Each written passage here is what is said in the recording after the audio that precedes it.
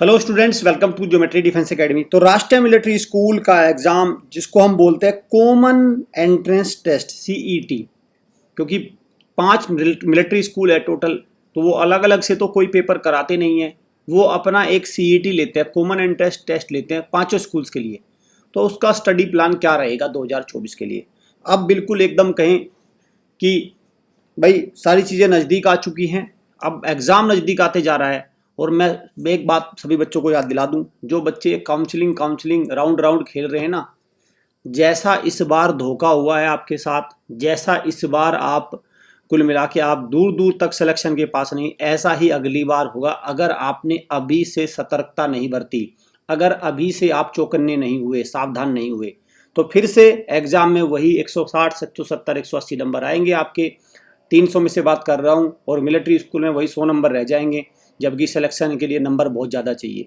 तो अब वो समय आ गया जब आपको इस स्टडी प्लान को फॉलो करना होगा, इसके अकॉर्डिंग आपको चलना होगा। तो श्योर आपको जो मिलिट्री स्कूल का आने वाला एग्जाम है या सैनिक स्कूल का एग्जाम है, उसमें आपको कहीं ना कहीं लाभ होगा। चलिए देखते हैं स्टडी प्लान क्या है। सबसे पहले मैं थोड़ा सा इंट्रो कर दूं।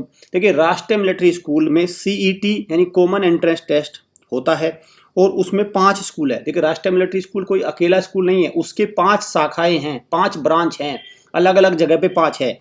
एक बेंगलुरु में कर्नाटका में हो गया, और एक ही हो गया बेलगांव में। तो 2 तो कर्नाटका राज्य में हो गए, ठीक है। 2 हो गए राजस्थान में, अजमेर और आपका धौलपुर ये वाला, और एक हो गया आपका ये वाला हिमाचल प्रदेश में। तो ये 5 स्कूल मिलकर बनाते हैं राष्ट्रीय मिलिट्री स्कूल्स लिखा है, ग्रुप है ये। और इन 5 स्कूलों में एडमिशन लेने के लिए जो एडमिन डिपार्टमेंट है या आर्मी है, आर्मी हेडक्वार्टर है भाई, वहीं से पेपर होता है डायरेक्ट। तो वो एक सीईटी लेती है, सीईटी कॉमन एंट्रेंस टेस्ट, ठीक है। और कॉमन एंट्रेंस टेस्ट जो होता है ये बहुत ही कॉम्पिटिटिव नेचर का होता है, सबसे ज्यादा कंपटीशन इसमें होता है।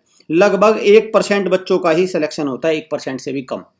मतलब अगर आप कहें तो 40-50 हजार बच्चे देते हैं उसमें, और सिलेक्शन होता है 700-600 बच्चों का ही इंटरव्यू के लिए, और फाइनली सिलेक्शन होता है टोटल 9th और 6th मिला के 400 बच्चों का। तो 50,000 बच्चों में से लगभग अगर मैं कहूँ तो 400 बच्चों का सिलेक्शन होना फाइनली, तो आप लगा लीजिए तो कितना, तो 0.8%, ठीक है। 0.8% मतलब 1% से भी कम सिलेक्शन होता है बच्चों का। तो ऐसे कॉम्पिटिटिव एग्जाम में आपको तैयारी करनी है। अब बहुत सारे बच्चों का यहाँ ये भी निकल के आएगा कि सर जब 1% बच्चों का ही सिलेक्शन होता है तो हम तैयारी क्यों करें। ये भी एक सवाल निकल गया था, क्योंकि भाई सबका तो होना नहीं, 99% तो बच्चे बाहर होने। देखिए, जो मैं अपने अनुभव से समझ पाता हूँ भाई, आप ये समझिए कि ये जो जितने भी सारे बच्चे इसमें पेपर देते हैं, स्कूल तो सारे जा रहे हैं, ठीक है। और वहाँ भी लगातार पढ़ाई कर रहे हैं, 12वीं तक पढ़ाई करेंगे सभी बच्चे, ठीक है। तो वहाँ भी दिन रात ट्यूशन भी लगा रखे हैं। तो आपका स्कूल में जाने का, ट्यूशन लगाने का मकसद क्या है। तो ऐसा तो है नहीं कि 12वीं करने के बाद सारे बच्चों को नौकरी मिल जाएगी, वहाँ भी 1% को नौकरी मिलती है, तो 99% को नौकरी तो नहीं मिलती, ठीक। 99% को नौकरी तो नहीं मिलती। तो क्या होता है फिर, कोई अपना बिजनेस करता है, या कोई और दूसरे कोर्सेज करता है, कोई अपना अलग अलग प्राइवेट नौकरी करता है, कोई सरकार, मतलब अलग अलग चीज़ें कर लेते हैं, ठीक है।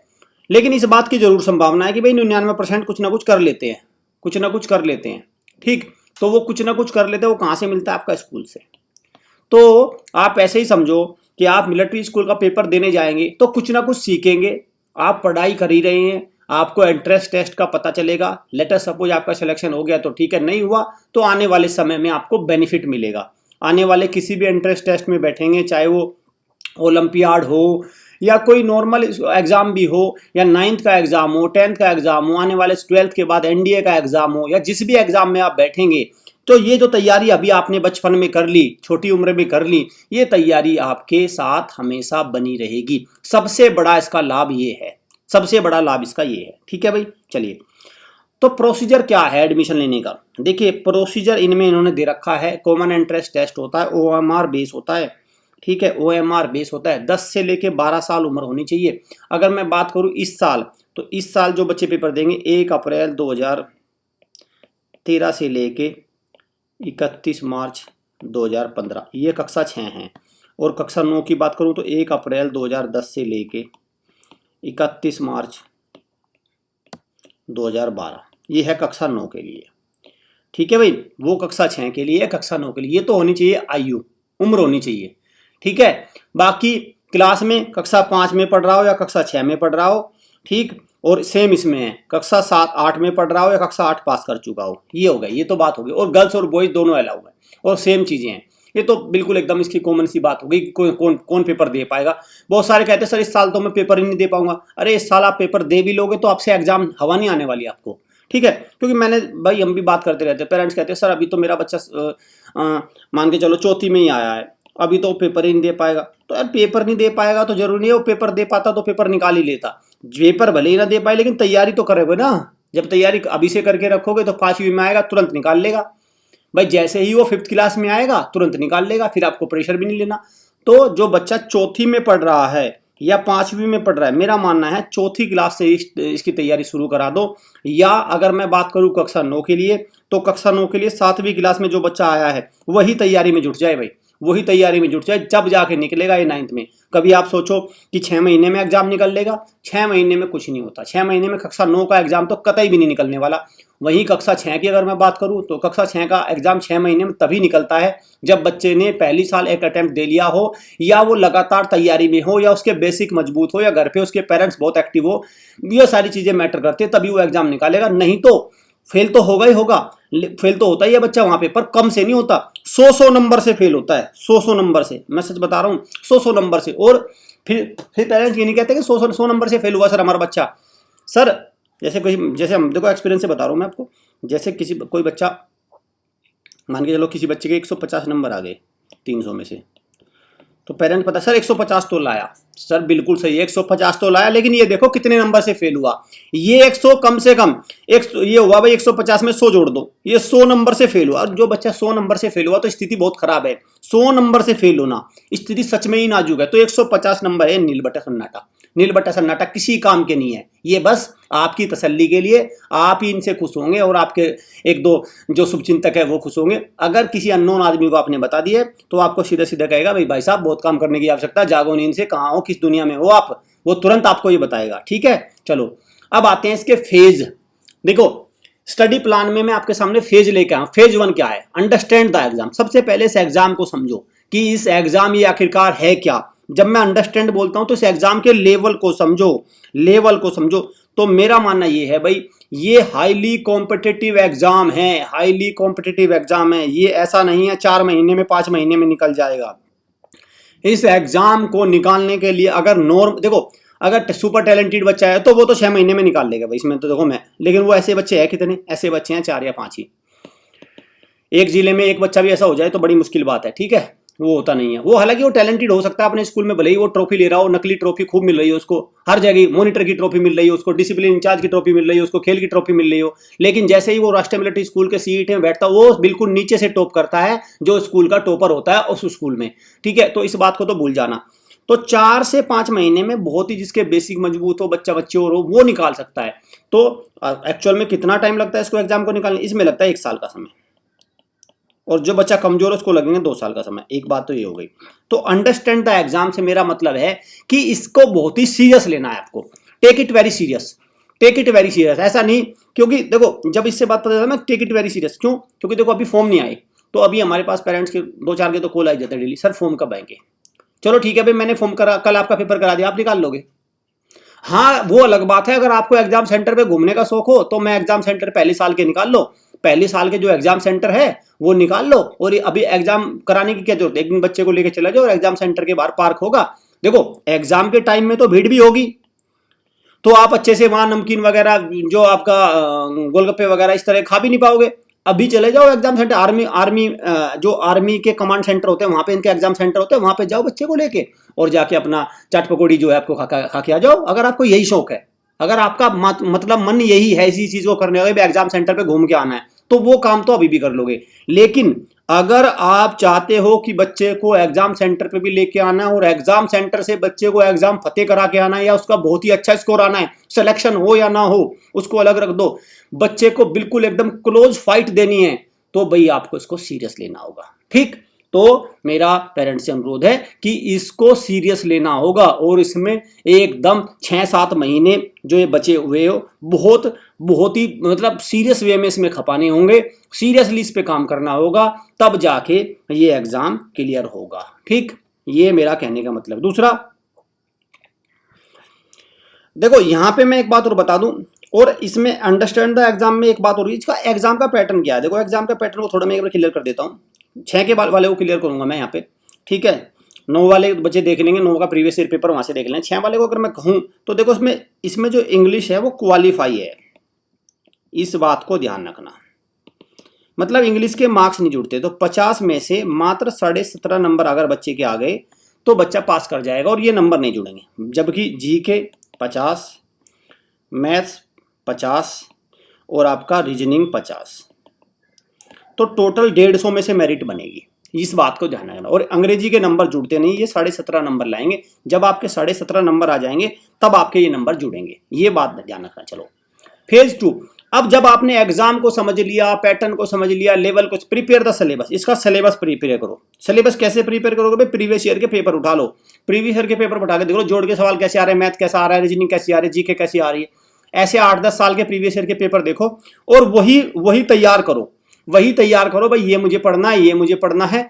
और इसमें गार्जियंस का बहुत इंपॉर्टेंट रोल होता है। और जो बच्चे ऑनलाइन वगैरह पढ़ रहे हैं वहाँ पे तो सारी चीजें हो रही है। जो बच्चे लाइव क्लास से तैयारी कर रहे हैं, देखो वहाँ पे तो सारी चीजें अवेलेबल है। हॉस्टल से पढ़ रहे हैं, वहाँ पे तो कुछ नहीं करने की जरूरत है, पेरेंट्स को सिर्फ पैसे देने हैं, वो तो अकेडमी करेगी। लेकिन अगर बच्चे घर पे तैयारी करें तो सिलेबस को प्रिपेयर करें अच्छे से, कि क्या क्या है, क्या क्या टॉपिक है, वो लिखे और उनको करना शुरू करें। Finalise the study material. देखो जब मैं फाइनलाइज बोलता हूं तो इसका मतलब ये है कि एक स्टडी मटेरियल आपने चूज कर लिया कि मुझे ये पढ़ना है, फिर उस पूरी साल उसी को पढ़ना है। अब बच्चे करते क्या है, एक दिन अरिहंत की किताब पढ़ लेंगे, एक दिन किसी दूसरे पब्लिशर की पढ़ लेंगे, एक दिन रेडियन वगैरह की किताब उठा लेंगे, फिर कोई ऑनलाइन टेस्ट ले लेंगे, फिर गूगल पे क्वेश्चन देखने लगेंगे, फिर यूट्यूब पे देखने लगेंगे। कुछ नहीं करना, 1000 चीजें पढ़ लेंगे और एग्जाम में उनका डब्बा गोल होना तय है, लिखित है। 2000% उनका डब्बा गोल होना तय है, कोई नहीं रोकेगा भाई। सुन लो इस बात को। तो स्टडी मटेरियल आपने फाइनलाइज कर लिया, करने के बाद मैं ये इसे पढ़ूंगी और फिर उसी पे ही स्टिक हो जाओ, उसी पे ही एकदम कठोर हो जाओ कि मुझे यही पढ़ना है, चाहे मेरा सिलेक्शन हो या ना हो, और फिर उसी को ही पूरी साल पढ़ना है। टाइम टेबल जरूर, देखो टाइम टेबल आपको जरूर रेडी करना पड़ेगा। टाइम टेबल जरूर, क्योंकि देखो जब बच्चा घर पे तैयारी कर रहा है या जहां से जैसे भी, वो देखो अकेडमी में तो खुद ही टाइम टेबल होता है या ऑनलाइन में भी, लेकिन अगर बच्चा खुद से तैयारी कर रहा है या लाइव क्लास से ले रहा है तो उसको टाइम टेबल तैयार करना पड़ेगा। क्योंकि देखो उसको स्कूलिंग भी है, क्या है, स्कूलिंग भी है, स्कूल में भी जा रहा है बच्चा, है ना। तो डेली का 3 आवर्स का एक ऐसा शेड्यूल बनाओ जो आपको फॉलो करना है कि भाई मुझे सुबह कितना पढ़ना है। मान लो मॉर्निंग में 1 घंटा निकाल लिया, 1 आवर मॉर्निंग में और 2 आवर इवनिंग में। 3 घंटे सफिशिएंट है। 3 घंटे अगर कंटिन्यूअस है, कंसिस्टेंट है, तो बच्चा आराम से निकाल लेगा। कट ऑफ जरूर देख लेना भाई। कट ऑफ बहुत मुगालता रहता कि नहीं कट ऑफ तो 100 नंबर पे गिर जाएगी। देखो कट ऑफ जरूर जाए। जब पेपर आसान था तो इस बार तो 125 नंबर डिफेंस और 135 नंबर जनरल सिविलियन, ये है भाई, ठीक है। 125 नंबर डिफेंस कैटेगरी में मान के चलो, 135 नंबर जनरल सिविलियन में मान के चलो। तो ये एक कट ऑफ का निकल के आ रहा है, इस पे जरूर देखो और उसी के अकॉर्डिंग अपने आप को रेडी रखो। पता चला कट ऑफ यहाँ जा रही है, आप 90-80 नंबर पे अपना डुबाए बैठे हो कि हो जाएगा काम, फिर कुछ नहीं होने वाला। Go through the previous year paper. जब मैं बता रहा हूँ सिलेबस भी तैयार करेंगे, वैसे भी प्रीवियस ईयर पेपर का अच्छे से अध्ययन आपको करना है। किस तरह के क्वेश्चन एग्जाम में पूछे जा रहे हैं, किस लेवल के। पता चला आपने बहुत मुश्किल क्वेश्चन पढ़ लिए, आसान आपसे हुए नहीं, या आपने बहुत आसान पढ़ लिए तो मुश्किल आपसे हुए नहीं। तो दोनों ही चीजों का सामंजस्य आपको बैठाना होगा, दोनों को ही लेवल को लेके चलना होगा। मॉक टेस्ट और सैंपल पेपर जिस भी एकेडमी से चाहे उससे ले ले, हमारी एकेडमी के पास सब कुछ है, मॉक टेस्ट भी है, सैंपल पेपर भी है, वो जरूर लगाएं एग्जाम से पहले सिलेबस तैयार कर ले, फिर इनको जरूर लगा के जाएं। और जब मैं मॉक टेस्ट और सैंपल पेपर बताऊं, सबसे बड़ी गलती बच्चे क्या करते हैं, मॉक टेस्ट सैंपल पेपर तो लगा लेते हैं लेकिन उनका एनालिसिस नहीं करते, ठीक है। Don't forget to analyse them. तो देखिए मॉक टेस्ट और सैंपल पेपर लगाने का फायदा तभी है जब आप उनको एनालाइज करोगे। अगर आपने उनको एनालाइज नहीं किया, आपने उसमें जो मिस्टेक्स हैं उन पे काम नहीं किया, तो फिर आपका कोई लाभ उसमें नहीं होने वाला। चाहे कितने 1000 पेपर आप लगा लो, सब आपका पानी में जाएगा, सब आपका बेकार हो जाएगा, कूड़ा बन जाएगा सब कुछ। Revise the notes multiple time. देखिए, जो आपने नोट्स बना लिए, जो भी आपने स्टडी मटेरियल तैयार कर लिया, उसको बहुत बार रिवाइज करो, बहुत बार आपको उसका रिवीजन करना है, मल्टीपल टाइम्स उसका रिवीजन करना है। जितनी बार उसका रिवीजन करोगे इतने ही आपके उसमें क्लैरिटी आएगी टॉपिक को लेके, इतना ही आपको पिक्चर क्लियर होगी, वो आपको बार बार करना है।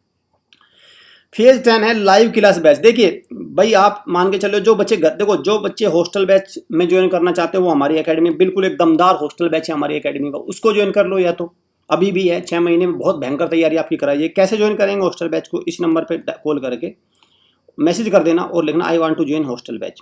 इस नंबर पे व्हाट्सएप मैसेज कर दो I want to join hostel batch, ठीक है। और अगर आप लाइव क्लास के ज्वाइन करना चाहते हैं तो लाइव क्लास में भी ये लिखना I want to join live class, ठीक है। देखिए क्या फायदा रहेगा लाइव क्लास इनसे, मैं आपको एक बार दिखा देता हूँ। हॉस्टल बैच में तो देखो हमारा सब कुछ है, अथा प्रैक्टिस है, बेहद प्रैक्टिस है, बहुत ज़्यादा प्रैक्टिस है, तो वहाँ पे तो आपको टेंशन लेने की आवश्यकता है ही नहीं, ठीक है। तो एक बार मैं आपको दिखाता हूँ कि भाई हॉस्टल बैच में देखो किस तरह से, जैसे ये वाला आपका लाइव बैच को मैं दिखाता हूँ। जैसे मिलिट्री स्कूल का या सैनिक स्कूल के लाइव बैच है चल रहे हैं, ठीक है। देखिए इसमें सारी चीज़ें आपको लाइव तैयारी कराई जाती है, ये सारी चीज़ें है। 2 बार अभी भी रिवीजन होगा। एक बार जिन बच्चों ने जनवरी में ज्वाइन कर लिया था उनका सारा रिवीजन हो गया। अब जुलाई से फिर से बैच शुरू हो जाएगा, सारा सिलेबस फिर से होगा। तो आपको क्या करना है, इस बैच को ज्वाइन कर लो और ये बैच आपको कुल मिला के सारा सिलेबस आपका तैयार करा देगा। देखिए मैं आपको एक बात बता दूं, जो बच्चे घर पे तैयारी कर रहे हैं तो घर पे हो सकता है उनका एक टीचर हो, सारी चीज़ें हो, एक वो जो एक शेड्यूल सा है ना वो नहीं बन पाएगा आपका। मतलब कि एक दिन रीजनिंग की क्लास हो सकता है आप एकदम, मतलब एक पूरा प्रॉपर जो स्ट्रक्चर है ना तैयारी करने का वो बन जाता है लाइव क्लास से, एक माहौल बन जाता है। ये सारी क्लासेस यूट्यूब पे भी होगी, लेकिन यूट्यूब पे आप 2 दिन देखोगे, तीसरे दिन गायब हो जाए। लाइव क्लास में क्या है, तो कुछ आपके पैसे लग जाएंगे। जब पैसे लग जाएंगे आपके, तो कुछ सीरियस तो आप खुद ही हो जाओगे। फ्री में कभी सीरियस नहीं होता बच्चा, ठीक है। जब पैसे लग गए तो कुछ तो सीरियस आप खुद बन गए। और दूसरा, डेली जब क्लास होगी, डेली आपको 2-3 घंटे बैठना ही होगा, तो उससे एक अपने अंदर ही से ही आपका एक माहौल बन जाता है और बच्चा फिर लाइव क्लास से पेपर निकाल लेता है। ये फायदा होता है लाइव क्लास का, ठीक है। ये सारी चीज़ें आपको ध्यान रखना है। उम्मीद करता हूँ ये पूरा स्टडी प्लान मटेरियल जो भी है आप इसको फॉलो करेंगे और आपका राष्ट्रीय मिलिट्री स्कूल का जो एग्जाम है दिसंबर में वो आपका जरूर निकलेगा। चलिए मैं अपने सेशन को एंड करता हूँ। Thank you students, thank you parents.